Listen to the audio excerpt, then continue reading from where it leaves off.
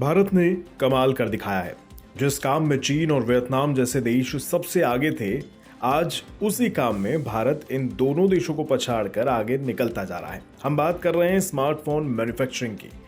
चीन और वियतनाम को स्मार्टफोन मैन्युफैक्चरिंग का हब माना जाता है, लेकिन ये स्थिति अब बदलती जा रही है। इसकी वजह है कि स्मार्टफोन के निर्यात में भारत ने लंबी छलांग लगाई है। इस वित्तीय वर्ष के दौरान देश से स्मार्टफोन का निर्यात 83% की जबरदस्त तेजी के साथ 5 अरब डॉलर के पार पहुंचने वाला है। पिछले साल देश से 23,000 करोड़ रुपए के स्मार्टफोन का निर्यात किया गया था।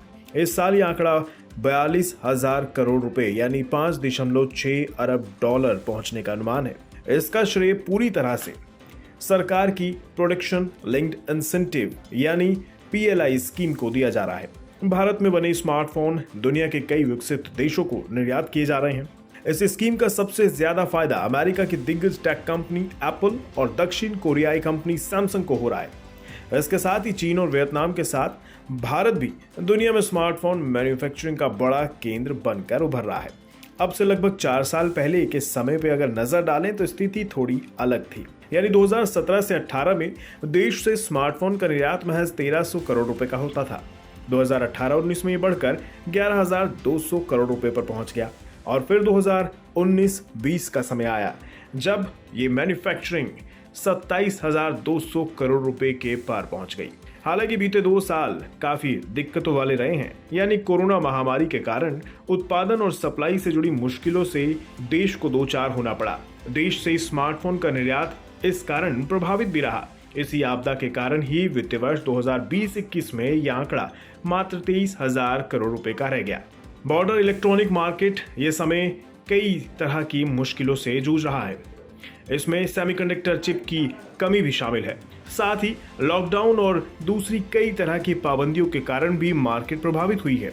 ऐसी स्थिति में भारत से स्मार्टफोन के निर्यात में तेजी को एक मिसाल के तौर पर देखा जा रहा है। स्मार्टफोन के कई अहम कलपुर्जे की सप्लाई चीन से होती है, लेकिन भारत और चीन के संबंध जैसा कि आप जानते हैं अच्छे नहीं रहे हैं। इसी वजह से चीन से कई कलपुर्जों की सप्लाई बंद है और बहुत धीमी है।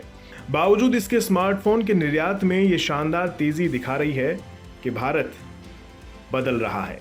Indian cellular and electronic association यानी ICEA के मुताबिक भारत से दक्षिण एशिया, अफ्रीका, मिडिल ईस्ट और ईस्टर्न यूरोप को स्मार्टफोन का निर्यात होता आ रहा था, लेकिन अब भारत के स्मार्टफोन दुनिया के कई विकसित देशों में भेजे जा रहे हैं।